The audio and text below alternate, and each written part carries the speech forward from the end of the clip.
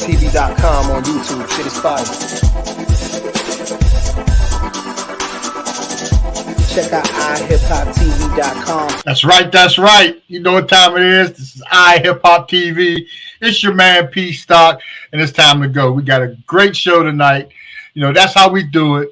Big shout out to Mad Money Militia, Inc., Dark Diva, Aladdin 19, you know, Dress the Culture Gang, Big Wall, all of the family, all our supporters, 2K Kent, Frank Stickums, Young NAZ. The Bay Area is in effect, for real. You know, that's how we roll. But tonight, you know, no different. You know, tonight we have a lesson. You know, usually we come through with shows. Tonight's a lesson. It's a life lesson. It's a very good lesson. It's a positive lesson that moves the people and everybody into a positive direction. And it comes with support. You know, that's something you don't get a lot of these days. It comes with support and a knowledgeable support, a deep background, and a great history. You know, so tonight we're gonna go back and we're gonna talk about what's been happening and with the Black Panther Party. You know, that's goes back to the late 60s when it kicked off in the Oakland area, and even up to the day. It's still in effect. You might think it's not. It's still in motion. And that's the beautiful thing about it. It's not going anywhere. You know, it's still being taught, that there's still education going on. There's still a lot of lesson plans, and there's a lot more to give to come out of there. And tonight we have two great men that comes from the Panther Party from back in the day. We have Dr. Saturu Ned, and we have Professor Steve McCutchen. You know, and these are guys that were there at the beginning, at the foundation. You know, so that's what we like about this. This is our foundation members that we're bringing to the house, and this is a big thing right here. This is what's going on. This is what's happening. So hey, what's going on? Let me see. Your feeds are out. Let me see. Can y'all hear me? There you go. There you go. There y'all go. There they go. Hiding out. You know, that's that real Panther intro right there. There they go. So what's happening, gentlemen? How are you? Can you hear me? Yeah, everything's okay? All right. We're good to go. Yeah. You stop. All right. There it is right there. So this is what we're dealing with. You know, we're dealing with, and it's funny because Professor Steve, I was reading about you. You came from Baltimore, the Baltimore chapter. I lived in Baltimore for a while, and Baltimore is a place that can use it. You know, I lived all over Baltimore, and the down in on the Broad Street area, down in the Fells Point, and all that stuff down there. So Baltimore is a city that can use the Panther Party today as well. You know, like most minority communities that's in these urban cities, we need that. We need that. A lot of everything the Panther Party started was adapted by governments and taken over by governments, and like everything they do, they try to squeeze it out. They don't want you to know. They want to project the Panther Party as being this radical movement and group that can get radical with you if you force the hand, but it's there to educate and to help the people and to bring everything to the communities from that they couldn't get from outside of the communities. For people was denying the minorities in those times. But hey, but I'm gonna leave it to Yuns because Yuns were there, and Yuns know the whole truth. So that's how we're gonna kick it off. So we're gonna kick it off. Who'd like to start? Dr. Ned, let us know, you know, your foundation and the background to the party. Then we'll get into Professor Steve's, and then we want to talk about what's happening today. And like we talked about earlier off air, let's start attaching people, the younger youth in the community, and bringing them in, and let's take them to the next level.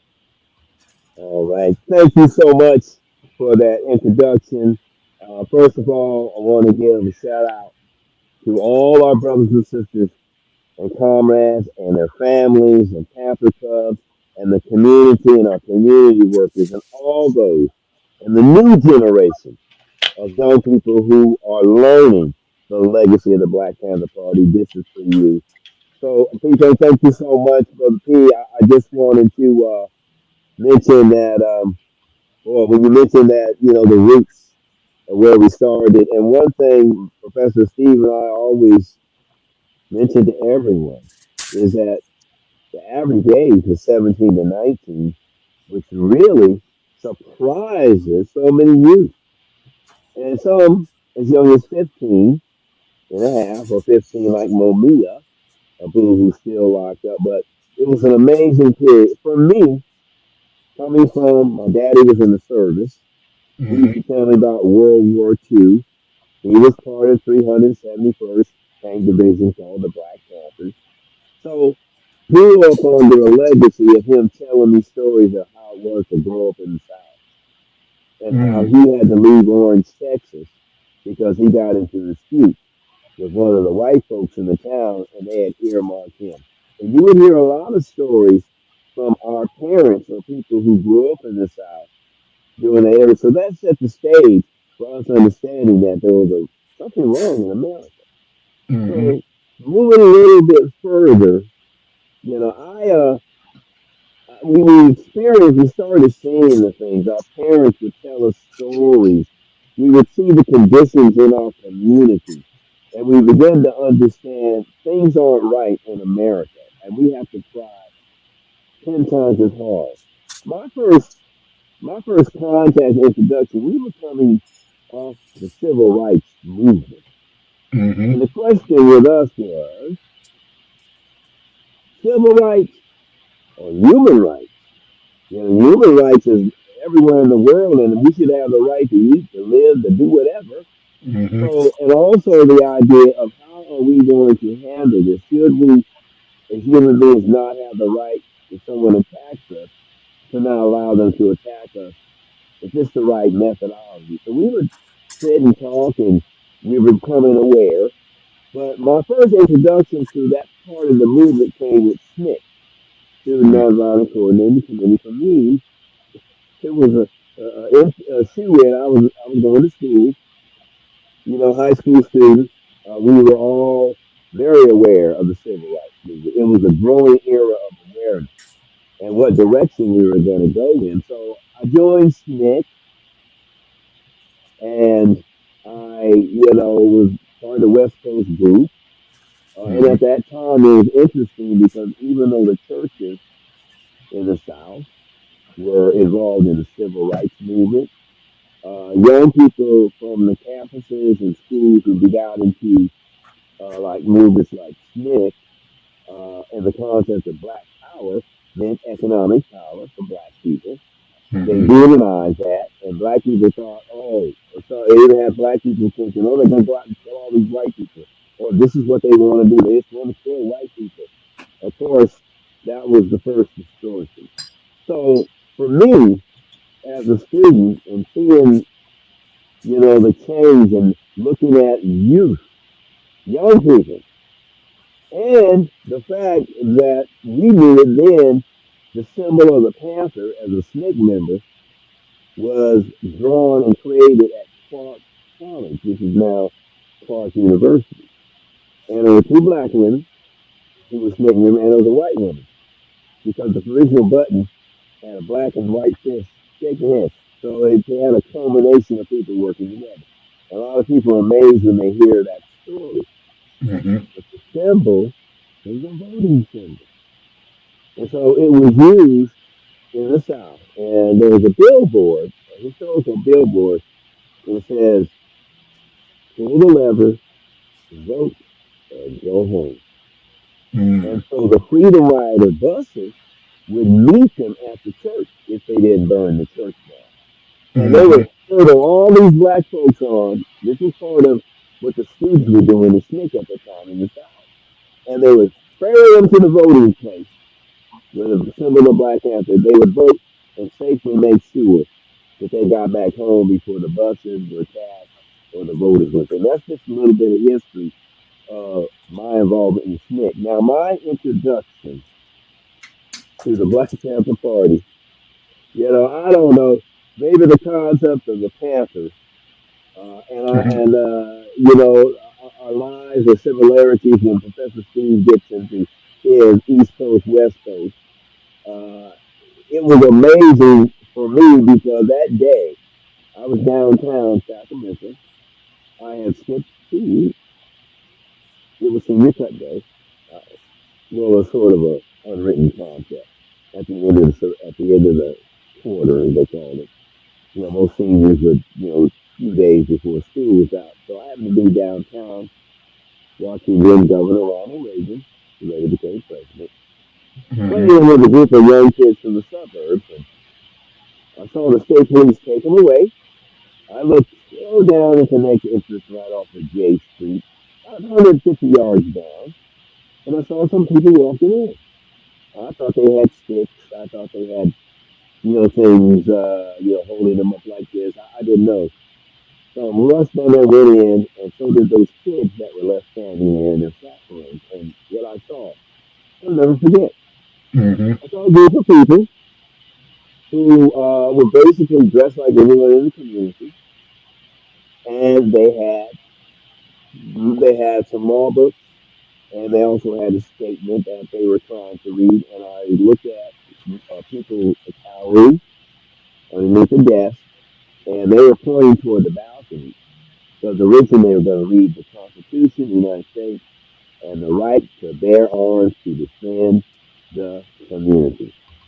And a lot of people don't realize that Emory Douglas, our minister of culture, our beautiful brother who's still around doing great things, he talks about how only about 5 members of the original Oakland-based only Black Panther Party were Panthers. The rest were representing the community against the Mulford Act, which was the right to bear arms. And the idea was, of course, and this was all across the nation, as people left the South,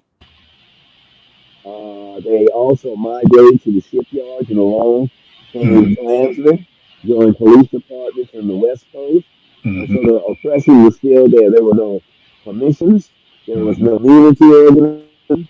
There was nobody in the favor of black people at the time. So that was the thing that they wanted to make a bold statement. So I didn't join. I joined in May of 1968, which actually the next year, at the same time, the Baltimore chapter, we started our first breakfast program in May of '69. Now, during that interim period, I was running track and field and organizing on the campuses and as well as in the community. Part of what I did was I ran track and field, but I also want to mention is that the reason why Jesse Unruh, then the state attorney general, finally said the Black Panther Party is feeding more children than the U.S. government. As myself and one other party member, we make sure that the governor and other members of the California state legislature had Panther papers. And needless to say, after that, every state worker, they all started buying the papers. And they wanted to see what the so-called contradiction to where one finally, high-ranking official finally says, look, they're feeding more kids than you could ever feed at that point in time. So, just before May, we were starting our breakfast program. I was running track and field as an athlete. And my compadres at San Jose State had gone, of course, to the Olympics before that, Thomas Smith and John Farley. And that plan was to boycott everything. So I remember coming in from a practice, we were getting ready for a major relay race. Sort of like the Penn State relays. Like the Penn relays, yeah. Yeah, it was the West Coast relays. Yeah. Right? And so I come in, so my coach Jim Sackett, and he was just a Midwestern guy. He wasn't a radical. He was shaking. He said, "You have visitors." I said, "Yeah, coach, I'm going to class." He said, "No, they were from the FBI." And I said, "What did I do?" He said, "They gave you the ultimatum.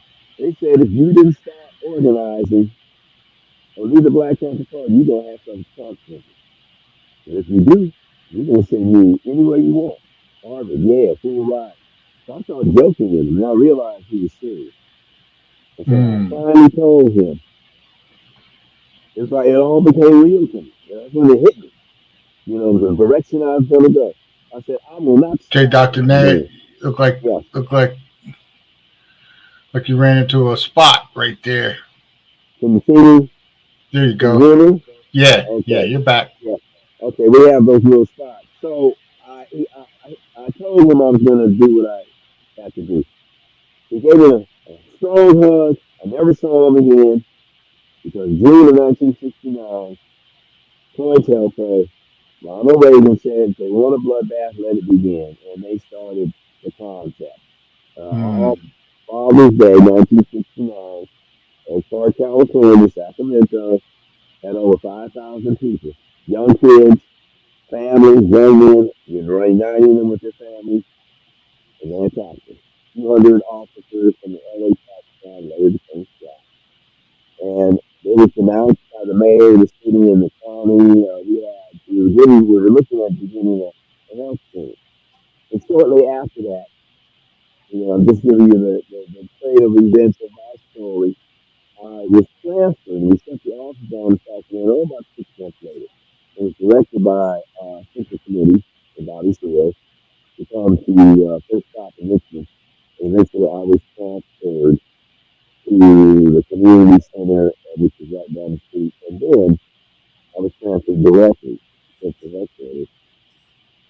So part of my duties was Central Headquarters security, also working with some of our national spokespersons, and every other duty that you can imagine in between. So, 1971, there was a lot happening. And, part of that origin period we talked about, and Professor Steve, I'm going to leave that part of for you when we talk about the transition from getting back to our original vision uh, Mm-hmm. and how important the work that we did. And I want to say, I showed you, I hope, Professor Steve, you got a copy. I hope you have a copy of your book there.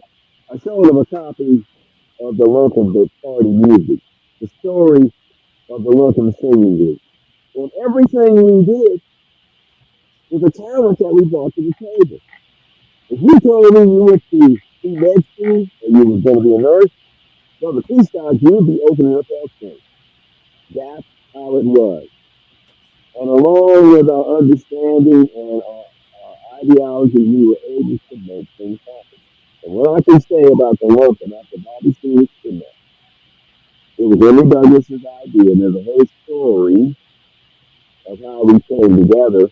The other Buckley brothers were in San Francisco. They come down from San Jose. I was in Oakland, Central. And we would hear us sing.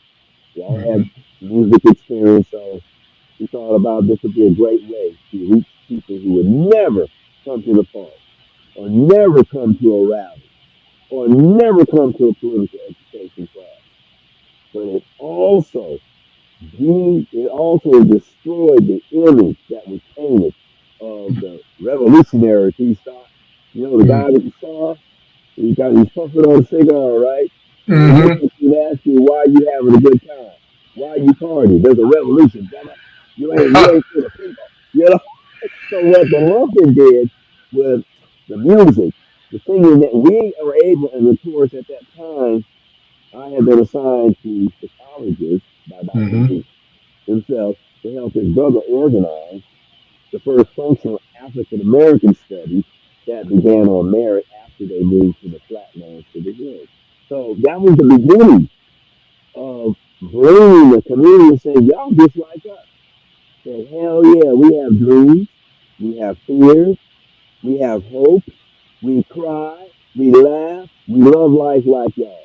So that also brought that era going into the origin of getting back into the unbelievable survival, 65 survival program. So that part of it, and going on the tours back east and things developing, and there's a whole story in the book.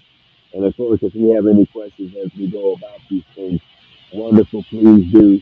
But the idea here is that the dynamics of bringing the total community that we're human beings to. So then After that, there was the Bobby Sealy Brown campaign. Mm. Private conferences, registering thousands, 10,000 or more to vote, local elections, sickle cell testing, which we're back into that concept again, and giving away 10,000 bags or more of groceries at one time. So we're covering the needs of our community and also the campaign to say that we can take local control of our politics. And of course, they did win, that's what they said. We say we did. And so, too, they voted. 1977, the first black mayor was elected in Oakland, Lionel J. Wilson, who served 3 terms. But before that, there was none. Before that, there was no women. Before that, there was no minority representation. Despite what people think, and this is true as far as Black America. But one of the greatest joys of my life was when I became an instructor at the Oakland Community School and Learning Center. Each one teach one. To teach children how to think and not what to think of the world is your classroom. It was amazing how people from everywhere, every well-known person, Maya Angelou taught there 3 days a week. Everybody who was part of the movement, anybody would come to that school. And the school won an award of education excellence in 1977 from the California State Legislature. And when our children finally tested against the Oakland Public School system, they were 3 to 4 grades ahead. And there was a whole system. We were teaching STEM 2 languages. We were doing a lot. Looking at, and everything that we did with those programs, the SAFE program, which is now Paracamp, the Seniors Against Fearful Environment, everything that we did at that point in time became what we call modern day survival programs, which are now still moving and redeveloping, and people are looking at why they're giving away food. This is where it came from.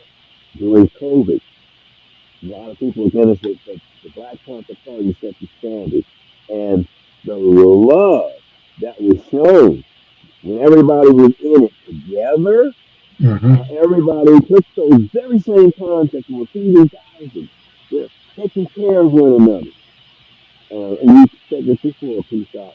That's one thing that is missing today.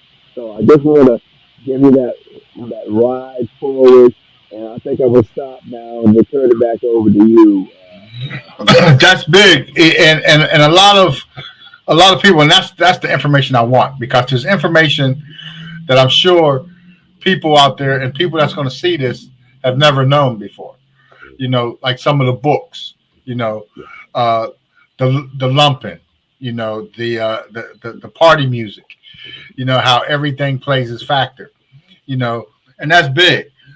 and the same with Professor Steve. He too wrote a book and put it out there. I mean, it's just this right here is such a historic moment for iHipHopTV. That's to have you 2 gentlemen on and what you bring to the table. You know, it's beautiful, and this is just I would put it like this. This is just the first taping. You know, because you're going to be back. You're going to be back. You're going to be back, and because there's always information that's got to be put out. There's always updates on everything, and I would like for you to definitely be there to distribute that information to the community. You know, for sure, on iHipHopTV on the platform. That's where we like to go. So, Professor Steve, Baltimore, man, coming from Baltimore, using a few places. I said Philadelphia, New York. I went to college in Philadelphia, and then New York. I worked out of New York, so we tapped in a lot of the same places. And in those times, though, and back in those days, you know, it was a different scene. It's probably better back then, I would say, even though we had the racism, especially in Philadelphia with the Rizzo Air Police and policing and all that stuff, that you know, than it is today. Today it's off the hook there, you know, in some of these places, more so than it was back then, especially in our communities, which is by design. You know, it's by design that they have our communities in these things. But Professor Steve, and you're the what we call the Secretary of Defense. Motion. You started to have the martial arts programs and everything, and got that in the communities, which is huge. You know, and we still need that. You know, so we got Professor Steve McCutchen coming in here to bless us with some information there, and also an author of the book of "We Were Free for a While," you know, which is that I like that. You know, we were free for a while. You know, so let's talk about it. What's going on, Professor Steve? All right. Hey, good evening, Pete Stock, and the rest of the audience there. All right, Doc, here we go. All right, let me go back to the beginning here, just like Dr. Ned, and let's try to piece this together and move forward. Yes. In 1968,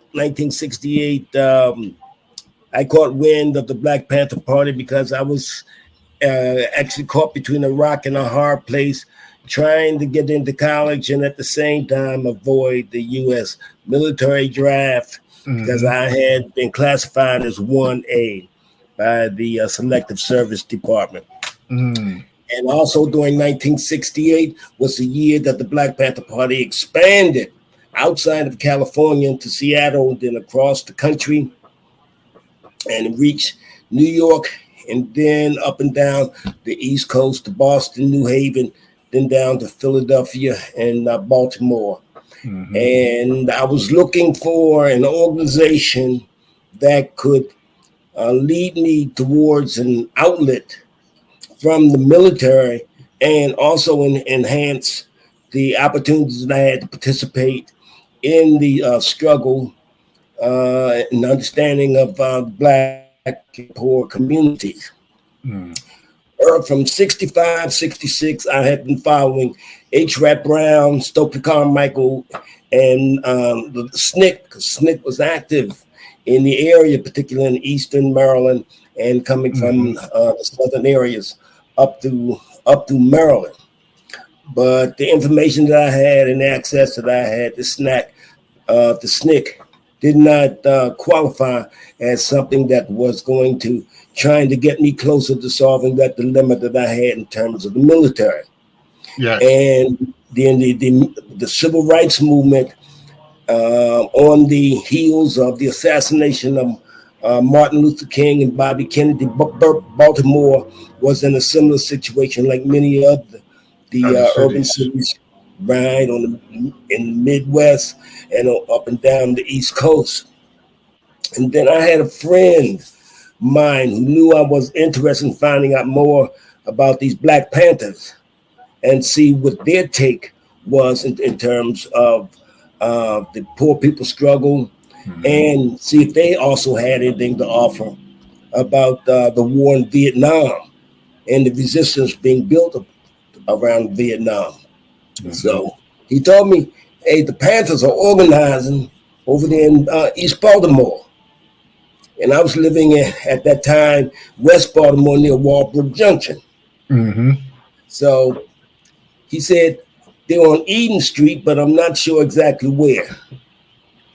So I took a trip over there. Couldn't find the office at first. I was downtown later that week, and coming past the Greyhound bus station down on Howard Street, I ran into a brother, Zeke Boyd, who was selling Panther papers. I stopped and talked. He gave me the latest copy newspaper and told me that there were orientations every Sunday night.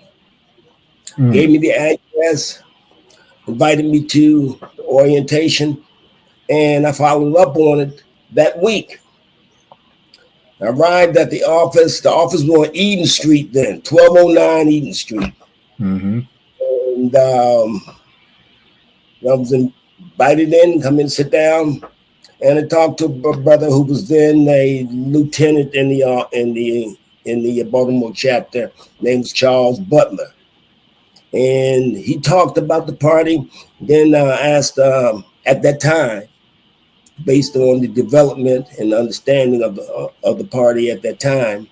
And then asked me, said, "Did you just want information?" Well, I said, "I'm interested in joining, but because of my situation, pending situation, and I was 1A draft status then. I was Vietnam bait then. Yeah. So I knew what that meant. So I had to find some leverage, some way to maintain my interest in the movement that Black people had been developing and been involved in and pushing for all those years. Find some way to, again, kill two birds with one stone. Avoid that rock in the hard place. So when I left the office that evening, went home with the copy of the newspaper, which had come out. That was the issue that come out in November 1968 when Eldridge Cleaver had left the country. And that he was in the middle of Black people, surrounded by guns. That was the cover on the Black Panther newspaper that week. And when I arrived home in Glencrest Apartments in West Baltimore, reading through the articles in the newspaper, just trying to get an overview of what the Black Panther Party had been involved in, what was carried in other chapters around the country. And I finished reading that. At the end of the newspaper was a 10-point program and platform. And reading down the wants and the reasoning behind the wants of the program and platform. Point number 7 of the 1966 version of the 10-point program and platform said, "We want all Black men exempt from military service." That was the hook. That was the hook that I needed to bridge that gap between some solution with my pending military situation and to begin gaining a fuller understanding of what was happening in terms of Black liberation and the struggles that were occurring in with the Black Panther Party and the presence of the United States government in interfering with the lives of Black and poor people. So that was the hook that I needed, that 10-point program and platform. So I went back to the office and committed myself to the Black Panther Party. We had an application process back then, but there were some undercurrents then that were not visible to me since I was new to the organization and new to what the party intended to do down the road in terms of acting as this political vanguard, this political revolutionary organization. So I had a steep hill to climb. I had a steep learning curve from there.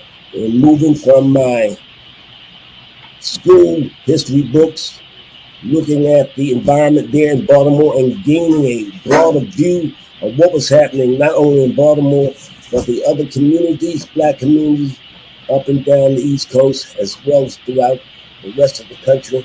So I had a steep learning curve in terms of moving from someone who just came in out of the cold, so to speak, into that environment of the Black Panther Party. So in 1969, one of our members, Eddie Conway, had informed national headquarters that there didn't seem to be that type of uniformity and growth in terms of the understanding of members and what the vision of the Black Panther Party was supposed to be. So, and it was also during this time that Field Marshal DC and other members of the party had been traveling the country, visiting different chapters and branches, and seeing how they were coming along, if they were following organizational protocol, or if there had to be changes made. When he arrived at Baltimore on the 4th of July, 1969, it seemed that all hell broke loose throughout that chapter. And it sent shockwaves from our office out into the community. There had to be some changes made within the Baltimore chapter. Was the awakening and call to alert for those who either wanted to step up on the front lines and be members of the party, true representatives of the community, or step off to the side and let the party grow and flourish as it was intended to do. After Field Marshal Don Cox and Henry Mitchell, who had come from the New York State chapter and was traveling with the Field Marshal, after they arrived and we had gathered all the people who were calling themselves in Panther at the office, and we received the clarification from the Field Marshal then on how the chapter was supposed to be run, and those who couldn't participate in the functioning of the chapter, they need to leave. When Don Cox asked how many people could function on a daily basis with the Black Panther Party chapter there were 12 to 15 of us who raised our hands. The room was full that evening. But when he asked for that show of hands and that call to represent the Baltimore chapter, the door cleared out, the room cleared out as though it had been a fire alarm in the building. Field Marshal announced that those of you raise your hands and operate and function here every day, you're the only Panthers here in Baltimore. And so from July 4th, 1969, after that restructuring and looking at the commitments called for by the Black Panther Party, we were on track then to begin operating and function as the organizational structure and views and policies of the Black Panther Party had intended for. And so from that point in 1969, our presence in the community grew. We were able to expand on the free breakfast programs, add clothing programs, add shoe programs, and we began to submit articles to the Black Panther Party newspaper. Our speaking engagements increased so that there was true community awareness there in the area. And being in East Baltimore, that's where we concentrated primarily. We didn't venture into West Baltimore at the time because East Baltimore had enough issues right there that we were called on to address, or at least alert the community that we were aware of and concerned. And during that time, there were skirmishes. Some party members still didn't get the idea, didn't get the understanding then that this was an organization. We were not a group of freelancers, not a group of adventurers and opportunists out there creating havoc and spreading misinformation. So as we were able to get a better grasp of the educational ideas and information that needed to be disseminated among the community, and as people began to participate more with our programs and our programs, we gained more of the confidence of people in the East Baltimore area, and eventually, as word spread about the Black Panther Party being involved in digging roots in the community, so did it a call for us to be more active and more visible in issues that related to the stores, particularly around stores that weren't donating to our breakfast program, or didn't understand the political semantics of the party, and how our 10-point program and platform addressed the needs, the immediate needs and wants of the community. As that information became more distinct and wider spread, so did that confidence grow in us, and also the irritation and animosity between the agencies in Baltimore, the already existing repressive mechanisms in Baltimore, and those who did not understand that the Black Panther Party was not just the next step in the movement of blacks towards civil rights or human rights, but the party itself was an evolutionary step. It was an episodical step in terms of including Black people into methods, means, and understanding of attaining their own liberation and self-determination in the community. So during this period, John Clark from the LA chapter was set to become the new defense captain in Baltimore.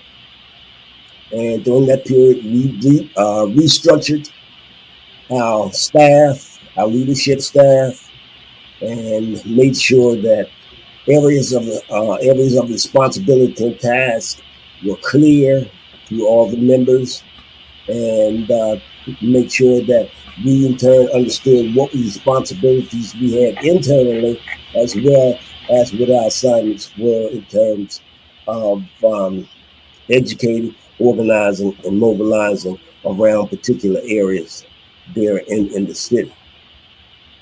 And it was during this period of time also that I was assigned more speaking engagements, and along with being lieutenant of information, I was assigned to teach the political education classes, also along with our defense captain, John Clark.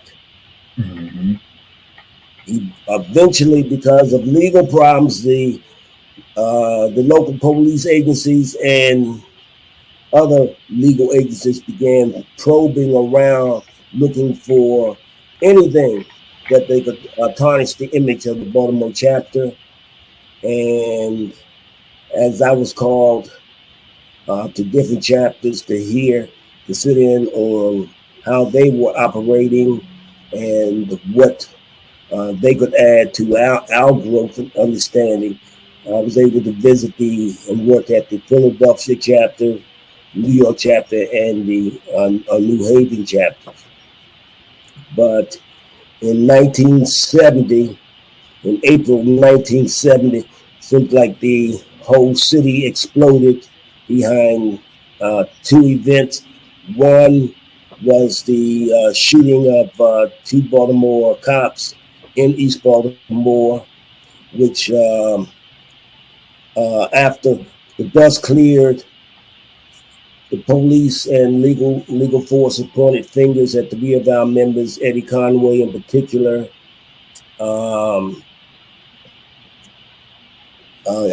Jack Johnson, and another brother named Chippy, who passed away after as a result of the trial and his confinement. And eventually, those indictments were handed out in April, but the next week, on April 30th, the same day Nixon chose to invade Cambodia, agencies in Baltimore had they had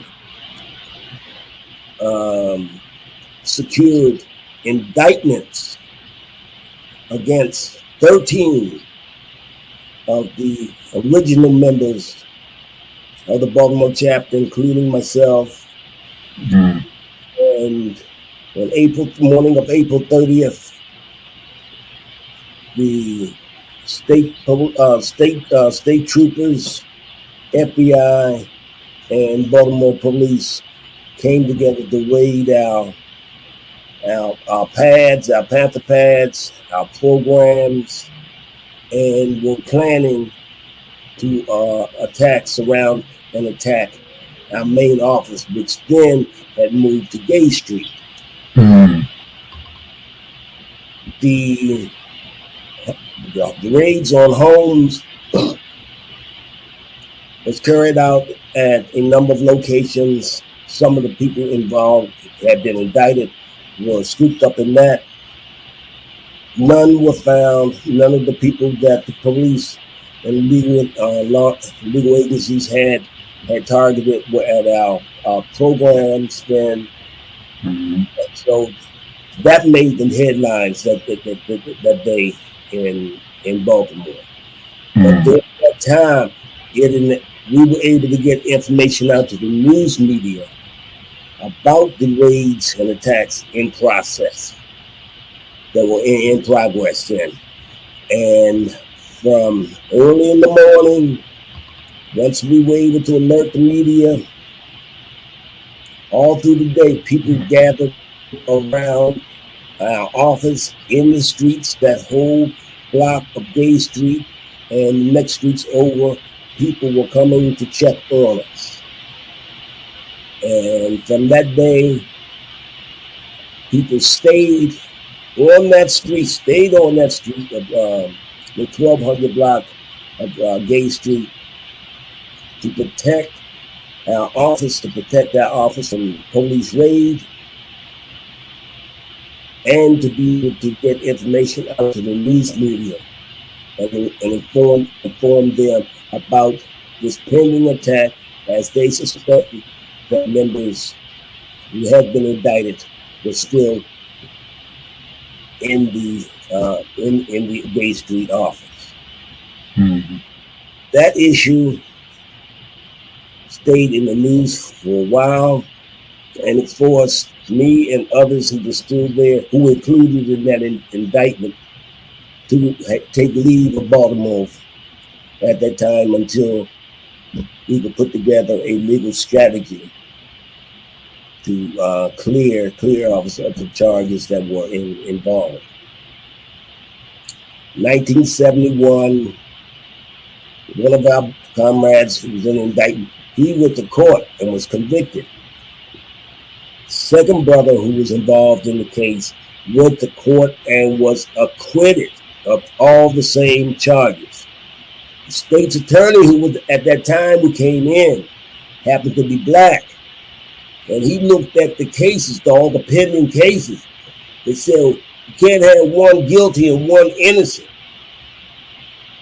So he had full investigation of the case itself, of the charges against party members, and after those first two cases with different verdicts, he said the charges against everyone else is going to be dismissed. Everyone else who was in line to go to court on those charges were dropped. No apology from anyone, from the city or from the state's attorney office. So most of us returned to our status and operation in the Baltimore chapter and of course through attrition, the psychological and emotional effects, some of the members decided that their time was with the Black Panther Party had come and passed. At the end of 1971, we received notice that there were going to be some changes in the structure of the party nationally, and that further information would be passed out. In 1972, it's announced that the party was going to consolidate. The chapters were going to consolidate from all around the country and come to Oakland for further ideological, political education, training, and to make sure that all the members from around the country in the different chapters were operating through the same vision and with the same ideas in mind. Mm-hmm. In March 1972, as we have received word to plan to come out in sometime in March, John Seal had called the office, and I was on the phones that night. And the story I'd like to tell, it was 1972, and he called, gave me a little update on what was going to happen. Party members who chose to would come out to Oakland, and the chapters, the existing chapters, would eventually close down completely, except for those comrades who wanted to stay behind and operate the community survival programs. And during that short conversation I had with John, I asked him how long were those of us came out going to be in Oakland. And he told me for the season. Season. Now this was 1972. He said, I'm going to be out here for the season. Now that's 2 years. There's some different seasons in California than from any other place in the country. Yeah. We were informing our comrades at political education classes what was going to happen and to make plans to leave Baltimore and come out to California. And so by choice, those who decided to go made arrangements, and those who decided to stay and either continue the programs or to go about their lives, everyone made those decisions. I arrived here 1972, and it was the weekend of our first community survival conference, 3-day conference that we held at the last 3 days of March 1972 with voter registration, massive voter registration at the different events and venues, clothing giveaway, shoe giveaway, and the final day, that Sunday evening at the old Oakland auditorium, Bobby Seals' presentation, and two things happened. He announced that closing session that he was throwing his cap into the ring into the 1973 mayoral election campaign. And that night we gave away 10,000 bags of groceries at the Oakland auditorium. That was my introductory week to coming to arriving in Oakland. And after that event, I was later assigned to the printing category, which was coordinated by one of our comrades from San Francisco, Brother Benny Harris, who had been an engineer before the party. And when he arrived, the party, he had come across an old Chief 22 printing press, updated, which he updated, and that printing press was used for the printing of our flyers, our posters that were distributed around the areas. Mm-hmm. And when I was assigned there, I began learning about the mechanics of lithography. So that was an upgrade right there, an improvement, jump start in terms of a skill that I was learning, and that was useful for the party's needs and for distribution of information throughout the community. Mm-hmm. Mm-hmm. Also during that time when we relocated from 1048 Peralta Street, the central headquarters, to East Oakland, to 8501 International Boulevard. And many of the cadres that have been operating at different centers throughout the Oakland area, they were assigned to work out of headquarters. And again, the printing cadre was there. And so I operated there at central headquarters until the spring and summer 1973. This is when I received word of the Oakland, the Intercommunal Youth Institute opening later that year, 1973. And that year I was assigned to work at the Intercommunal Youth Institute, which later was renamed the Oakland Community School, and the parent facility, the Oakland Community Learning Center. And I was assigned to teach, first 2 years to teach math and physical education.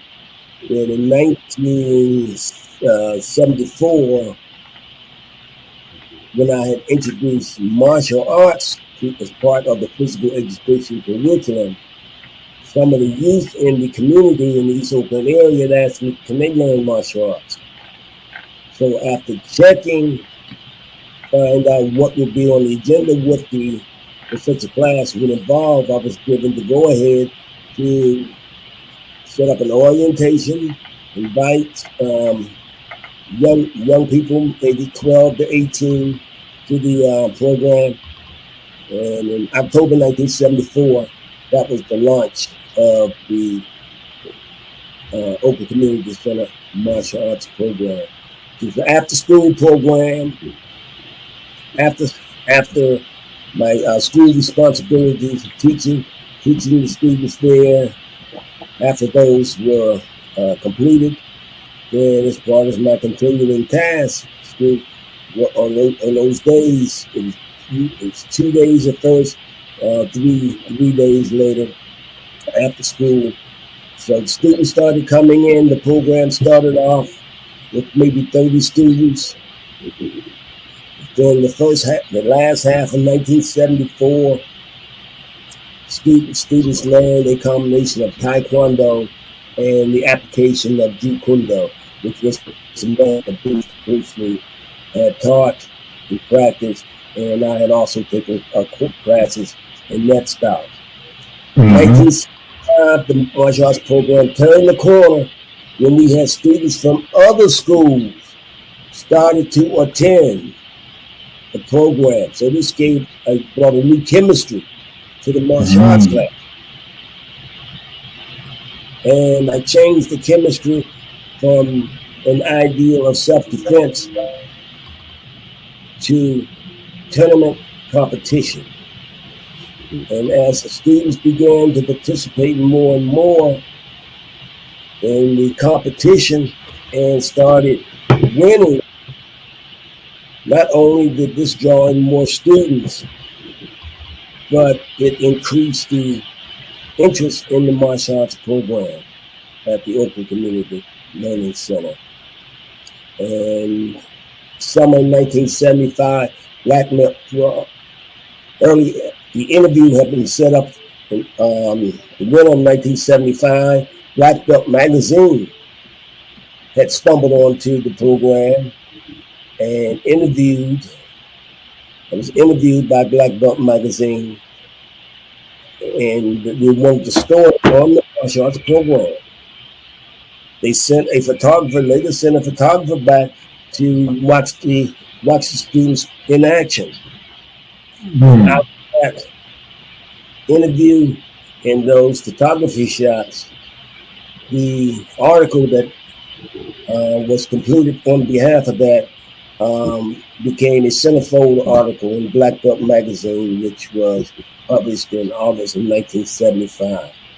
By that time, the interest in the martial arts program and the newly developed team program, between those two, they brought in students, parents, and others interested in not only the team programs, but the community programs at the Oakland Community Sunday forums and other aspects of the Oakland Community School. So we were gaining momentum and digging roots in the Black community, particularly East Oakland. And as the other community, social, and educational programs at the Oakland Community Learning Center took root, everything from not only the team program or the martial arts program, but our SAFE program, the Singers Against the Fearful Environment, and all the other programs that were generated through the social and culture needs and interests. All of these were part of that growing and entrenchment process of the Black Panther Party, and particularly through our flagship school, Oakland Community School, and that flagship parent facility, Oakland Community Learning Center. So that's where I was until my resignation from the Black Panther Party, 1968. But the long way around is eventually Dr. Ned and I reconnected on and off for different events. And so we're still here. We're not myths. We're not ghosts. We're not robots. And not going nowhere. You know? I really expect to see you would need more time than that if for us to even go more in depth into our stories itself. And since we have, I guess, about 25 minutes left, I wanted to take this time because we didn't get into the different periods, like after LD's Cleveland was gone. That's when the survival program. And I want everyone to understand we didn't have, and ironically, Professor Steve and I were doing the same thing. He was lieutenant of information in the Baltimore chapter, and I was lieutenant of information in the Sacramento chapter. Both came in 1968. So the idea is after that period, the only title Dr. Unity News was called servant, and the only one we say ceremonial chairman Bobby Seale, but everyone else became what we call coordinators. You're going to coordinate a breakfast club, you're going to coordinate a health clinic.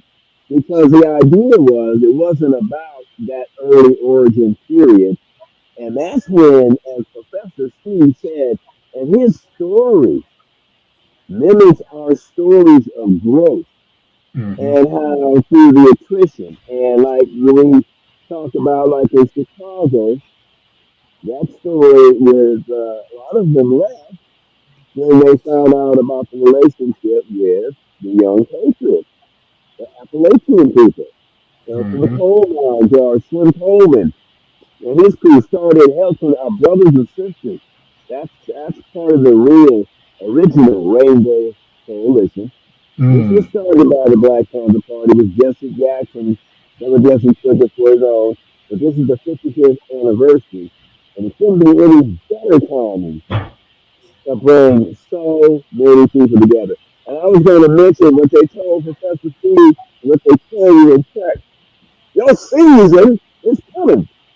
When they told me to be out here for a season, I actually told the Seattle erudition one, and I got in trouble for letting them know you're not going home right away. So when he said he came out for a season, just 50 something years later, he's still in California. that's the thing where blessings will come as long as you continue to work. So I can pretty much say for me and for the honor and ability, and I'm gonna say this: it was we use the term rank and file. Rank and file. Many men and women who were brilliant in their own right. Remember, everyone who came from different chapters and branches were leaders in their own right. I was going to mention in April of 1967, that's when Muhammad Ali said, I ain't going to Vietnam, right? Which was a lynch concept into the place. And it was October 1967, Dr. Carmichael, Malcolm, everybody was coming to Sacramento State. So I was part of a high school group, we were high school leaders about civil rights. And when I talked, we asked Dr. King. He said, Dr. King, we told him, we're not going to Vietnam. So this is what do you think we should do? You know what he told us? Do like Muhammad Ali. A lot of people don't do like Muhammad Ali, do not fight in a moral war. That's when they said, you're too political, you gotta go. Now you're against the politics of, he was a strong supporter of not fighting in a moral war. And that's what grew up. That kind of a thing. He's behind, he's supporting us. And the bold move that Muhammad Ali made for time. And for me, it was Little Body Hut 2 days after Martin Luther King. Summertime in Sacramento having a good time, and we said, what is he? I'm the killing teenagers. And several other party members said, that's what drew us. It wasn't a concept of black leather jackets. The black leathers and the berets, how long they last? Especially about a year and a half or something like that? The black leather jackets and then the berets. Right. Maybe up to around 69. Right. You look at some of the pictures of Dr. Newton going to court, and how we were dressing, you're trying to set the standard. So this our brothers, just like John Shaft. In other words, this is how black men and black women, we want to look good. We want to represent. We look good, we feel good, and it presents an image of struggle, even against everything that we're about. It's like on Saturdays, we have from 11 to 1, we have these unbelievable sessions, and we do record them. And we've done this month. It is the dumbing down of America, and we took different topics. Dumbing down the destruction of the black family was last week. We tried to put together some amazing content to share with community, including some important videos, but also we bring that knowledge and information to the table. And I know one of the things, I don't know if you had any particular questions for me and Professor concerning some of the things you mentioned earlier that you're engaged in now and the legacy. And how long were you in the party? At least 12 years? At least 12? Say again. How many years were you in the party? I was in from 1968 to 1980. I was in for 12 years. Yeah, he and I both. I was there in 81. And many other people that were there were in the party for a period of time. So we saw the transition. We saw the growth. We saw the global effect we had. We saw the effect we had locally. We didn't understand how we can change the conditions to stay on point with the needs of the people at that time. Basically, those are the things that the network, and the network is composed of former original party members. We named it P-Stock. You remember doing George Floyd. There was Black Panther organizations going everywhere. Yeah. Like Johnny Appleseed. We're wearing leather jackets, so we call it the Black Panther Party Alumni Legacy Network, because no matter what, 100 years from now, we live in 100 years, we're not here, it'll realize that it was started by original party members, not who were there for 2 months, Not he would just come to a rally, as we used to call him. What do you call him, Professor? The drunk for lunch drunk? They call Hmm. it peace talk. They come, the buttons all on their chest, trying to impress the women, right? Oh. And then someone go out and use the term liberate and go to rob a liquor store or a store, talking about we liberate, power to the people. After rob the store, right? And Wow. well, after that, they got rid of them. And sometimes we'll find them in garbage cans. And the reason was because when they realized what the bloodbath began, issue was Yeah. made by Reagan and COINTELPRO got heavy. Oh, you saw them jumping in. So that was that period. Besides coming out, people were like, yeah, this is real. Yeah, this is real. It's not taking a picture with a shirt on like we would do social media, and then going about doing stuff that you know is wrong. So that was part of the process. So as we evolved, we grew, we learned, we went, into our own lives after that. And one thing that we talk about, and this may be another view, another concept. Professor Stevens always talk about getting a documentary that 1982 is still going strong. The party was officially dissolved in 1982, and we're still going strong. And the legacy is bigger and stronger than ever. And when people come up to us and, oh, we don't take that very well. You're this living years icon. If you don't take it well because we did what we did because it had to be done. And one thing we tell everybody who stops is simply this: anything you engage in, number one, you have to have a love for it. Number Hmm. two, you got to have a passion for it. Number three, you have to be selfless. And if you are that way, and I'm not doing it, to get on the award show, we see that all day long, don't we? You got a plaque and a T-shirt, and you shake your head, and they give each other awards and symbols. It's not what it's about. And it never, it's like when you put it out there, it all comes back to you. And people start recognizing the work. And right now, this generation, the thirst for the knowledge. As Professor Steve always says, stay hungry. And I say live life. And so this is part of what we do in the network. It's composed of folks as researching the streets, physicography, people with talents, just like we talked about in the beginning, like the CW, the community workers who were family members, who were people who worked in businesses, who had their own businesses, who worked in administrations and who were elected. They came to the table. And professors, everybody, medical people, as you can see in the 65 documented about Stanford University survival program, and it's actually at least another 30 more that have been finished. So our work today still continues. We're doing the new thrust for sickle cell anemia. There was a cure. There's, hey, he says, we're telling you that we have a cure for sickle cell. Please stop. Your 12-year-old child, we're going to change their DNA. There may be some side effects, but thank God we have a cure. Oh, For sickle cell.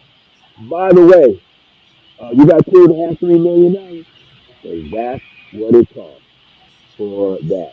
That is the hereditary disease that initially we brought out Sickle Cell Anemia Foundation, and now it's back again. And this Yeah. time because of the population, Yeah. we told everybody we have Mississippi, Montana, Indians and Black over together, have a family. We have, and when I told them they have a thing where they test and they test children. I don't know if they do it in the rest of the country. I know in California, but I don't know if our babies since the 90s are supposed to test black women to see if Mm. their child has a trait. So naturally, what we as a network ask, what about kids in their 80s? Have they been tested? What about our Ethiopians and our newer African Americans? Ghana, we have a big population of Africans, as you well know. Somalians, all those populations, as we say, with sub-Saharan ancestry, has a chance of having a child have sickle cell. And if they get it, it's the most debilitating thing. So that's just one of the areas that we're working with. Working with those spaces. There's so many things. Students are coming to us by those medical personnel. Professor Steve has put together an unbelievable curriculum. We actually have those five module concepts, the names I sent you, the origin, the original vision. We actually have a five module class. So when someone completes it, a couple hours a week, they're able to get a big, full picture of what the party is really about and how it continues to develop and progress and how important it is today. So I know we got Professor. You want to go ahead and chime in tomorrow? I think we have a few more minutes. Am I correct, Steve? Oh no, maybe just to add for the participants here and the views down the road about more of the Black Panther parties that we had to evolve through the years. Yes. Because of our image evolved. Okay, we already said that we went from that paramilitary look with the black leather jackets, black berets, into an attire that blended in with the community, so that the people wouldn't be afraid of us. Look at us as some instrument gearing up for some type of aggression, but as a political organization that was able to address people, talk with people, to pull people along, and to understand that as their needs change, we actually were first responders. Yes. We were first responders to the black community. That's correct. That's correct. We were the ones who saw that there were needs there that had to be addressed. And we didn't sit around entertaining dialogue and meetings about what we could do. Say, this is the problem. Here are the solutions. This is the one we can attain. We can address that problem this way right now. And as those different needs and different interests arose and we became aware of them or understood that the needs were there and we can investigate and act on them, we informed the people and encouraged them to participate with us in the development of the programs for the development of a means of building their self-determination and community empowerment. We didn't wait on or rely on other agencies to give us permission. And we feel that and still our charge today. They're bringing that solution with people who are rhythm solutions. That's what we're about. And sharing that record, that global track record. I think we started out at a country guy said, you guys have 53 startups. I'm like, 60,000 sign-ups. He said, yeah, healthcare is yeah, $1 billion industry, right? Transportation seniors, $1 billion industry. In 1972, 73, we were so heavy and hot in testing and putting out about 6 or 7 million, cleaning the foundation and not asking for nothing. We embarrassed Richard Nixon, who hated the black family. You know the story. He actually had the whole record, a documentary about how he wanted to destroy the black family, especially the man. This is all coming out. He was forced to get from the National Institute of Health $110 million and purposely sit there on television talking about this on the news that affects blacks and Negroes, and we need to do something about it. And here's $110 million. Today, that would be $1 billion. Now, whether it's worth the research or not, we'll never know. But if we, the Black Panther Party, the black community, can embarrass a president Like a dollar come of these steps faster the people. What can the power of the people do together again today? You don't Yes. wait on them. You don't Yes. care about that. We know what we have to do together.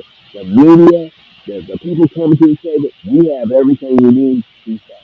So I just wanted to, I know we got a few more minutes And going. that's Do what you have any questions for us? Or? and that's what we're gonna and that's what we're gonna get into. Like I said, that's the first of many. You're gonna have Jens back to get into it so we can get into that part. And we're gonna work out some of the technical stuff so everything is peachy across the board. But yeah, everything that Junts established back then and the work flows and methods and everything is needed today in the communities. It's needed today. The education that Junts provided to people. You know, Junts were educators in award-winning schools, you know, and everything, and that's needed today. You know, some of the stuff about the history we need to know, like more. What I appreciate that about the internet is more of our people are more aware of our true history, are more aware of where they really come from, are more aware of all of the sacrifices that was made by the ancestors that came forward to move the population into the future, into the thing. The only thing that I look at today is that can be done is give us back the wealth that was stolen from us, so we can maintain our own communities. That's what it is. You don't you know our wealth was stolen from our communities, stolen from the people, and then we're told we're less than that. But we're less than that.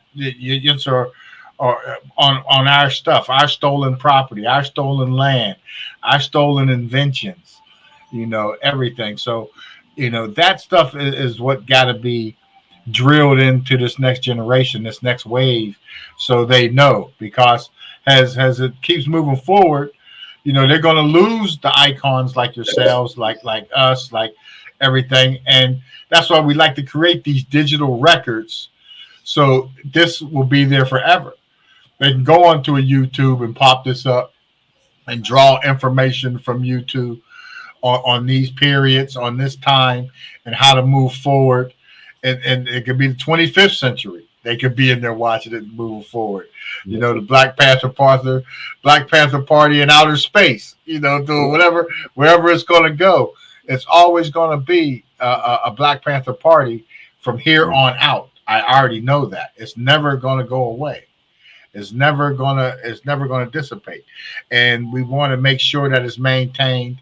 We want to make sure that the next generations are there to get this information and know the truth, not what they're going to tell you in the papers or in the movies, their story, their spin on it. I want to hear the truth from people like yourselves that were there, that was the movers and shakers, the educators, the people that was making it happen, the authors of the party, you know. And I think it's dope that just was able to come through tonight. And like I said, this is going to be the first of many, you know. And I was telling you too, Dr. Dan, and you too, Dr. Steve, y'all put together lesson plans or whatever that you have, information that you want to get out there. And we'll revisit once a month, and we'll come on until we pick it up, and we'll put the information out there to grasp people. You know, if you have guests that you want to bring through and everything else to get their project, bring them through. Let's hear them. Let's talk to them. Let's get the digital record out there. Let's get the digital record going and keep it going. You know, okay. That's what I like to say. iHipHop's contributions, you know, to the party today. You know, that is so wonderful and refreshing to hear. And you know, there was an article that recently came out. A piece that the Generation Z is embracing the legacy of the Black Panther Party of what they know.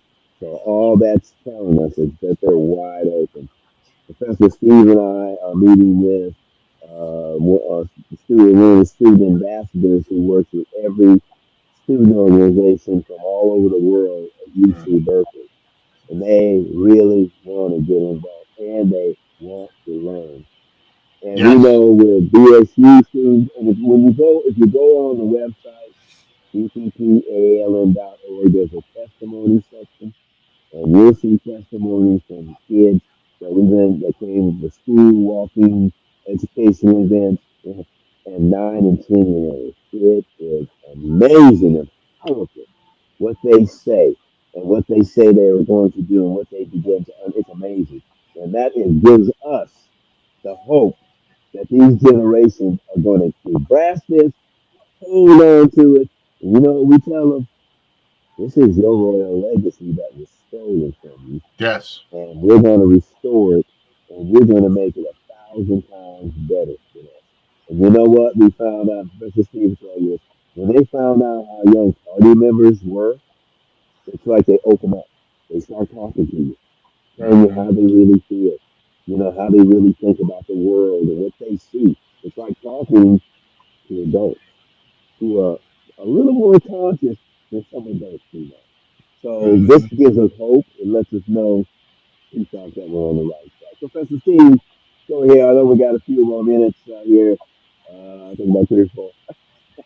Any closing remarks you had at this point to kind of this very first session? No, basically overall, as we've tried to bring into focus, is that the needs from the 1966 still exist here in 2024. That's correct. That's correct. That the same institutions and agencies that were guilty of providing illusions and that were doing a disservice to the Black and poor communities.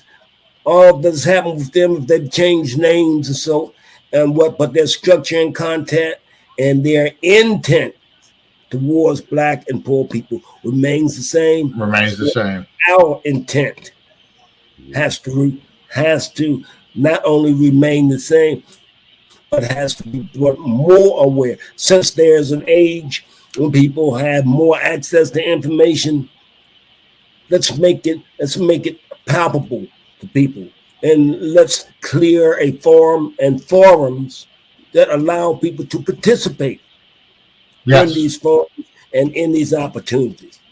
If this is supposed to be a participative government, let's clear the way so that people can participate and see for themselves what is stopping them and from achieving their demands, and also being able to live in a life rewarding and life sustaining environment. And if the Black Panther Party Alumni Legacy Network has to lead in that, or have a vote and have a steady appearance and participation in that, so be it. While we are here, while we're here, Peace our motto has always been: we are all about the oppression, denial of human rights, and social justice of Black people in particular, but all oppressed people in general. So we set that concept along. Yeah, our roof is on fire. It always has been on fire, and the fire is coming to you. So learn from what we did and what we do. And I know we'll be able to talk about all of that next time. Whenever we decide to have this time, we'll be ready. So let us know. All right, man. I appreciate your time, because time is something you can't get back. And I appreciate that you come spend some of your time with us and to share the message. And like I said, this is going to be the first. Y'all know how to reach me whenever you're ready. Get the material and get whatever lessons y'all want to go, and let's run with it. Let's get it out there. Let's get it out there as soon as possible. This needs to be done like yesterday. So let's get it moving and get it refocused and get the energy flowing, and to have the young people's attention. So let's give them what they want. Yeah, absolutely. Thank you so much, Peace God. Thank you. And as we said, always all power to the people. And in this millennium, we say the power of the people. Change starts from the ground up. And Power what of do the you always people. say, There it Professor? is. What do you always say, Professor? Stay what? It's still more to come. So tell everybody, stay hungry. Just stay hungry for more. Stay hungry for more. All right, my brother. All right.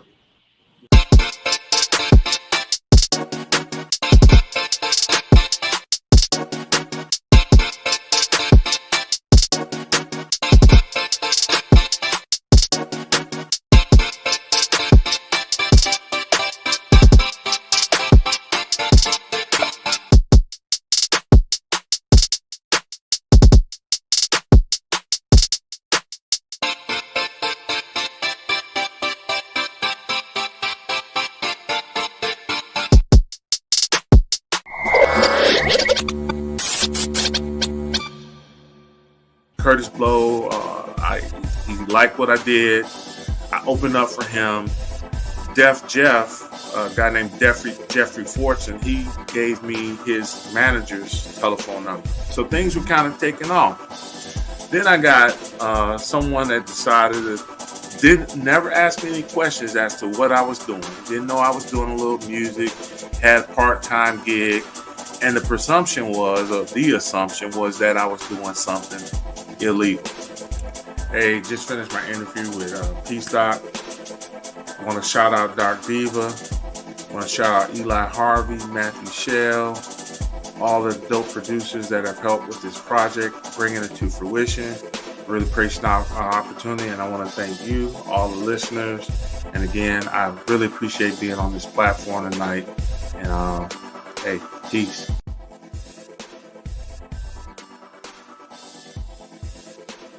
It's that your accomplishments are astounding, you know. And man, you need to pat yourself on the back for that, man. You've done it all. Brother. Thank you, brother. I mean, thank you, brother. I appreciate it. Hearing it, you know, it still gives me chills when I hear it. And to be able to touch on these genres of music while respecting them and putting my spin on it has truly been a creative montage of things that I hold near and dear. Being creative, being freely creative, I think is my secret weapon, you know. I mean, hip hop and soul music is the love of my life. You know, I fell in love with music before I had my first girlfriend. It's a blessing to be able to do what we do. And I'm currently touring off this record, the Jeff Bradshaw 20 album. Currently on tour, and currently on tour with Miss Patti LaBelle as her special guest as well. So, you know, I'm coming to a city near you. What's up, y'all? It's Janique. Check out my interview on iHipHopTV, one-on-one with Peace Doc, and be sure to look out for me on Address the Culture with Peace Doc and Big Wall. You already know what it is. You know that he copping shit just to impress me. He buy me them dresses so he can undress me. He said that he like me in heels from Giuseppe. He stay out in Brooklyn. You know what it nets me. I call up my bitch, you know my little bestie. She bad and she bougie. Like she really gets me. I ain't got a filter, so please don't upset me. I say what I want. You know how that Tourette's be. Body out with a temper. My man, I for keep me in the center.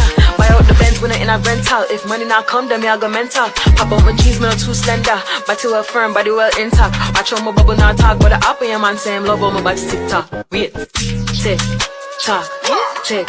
Tick tock, tick tock, tick tock, tick tock.